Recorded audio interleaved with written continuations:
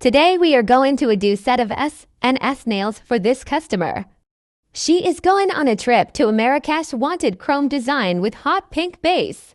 So we start with filing the base and applying tip on her fingers wanted an almond-shaped nails. So we file to the form of the shape. Then we put a coat of SNS base to all the nails. Then now we will apply the hot pink powder.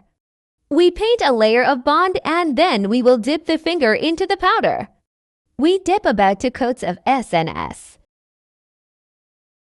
It's looking good already with the bright hot pink. Make sure to dust off the excess, then we will paint a coat of top coat on top. So we can start with applying the chrome powder. File the nails again so it will look clean. Because after the dipping powder it will lose the nail shape that we filed before. Use the e-filer to file off any excess from the corner and even the nail surface. Or else when you apply the chrome, it will not look good and even it will have bumps on the nails. Don't forget to file underneath the free edge then we buff the nails. Here we go chroming time, dab some powder onto the pad. Then rub it onto the nail so you only need 1 coat of the chrome powder.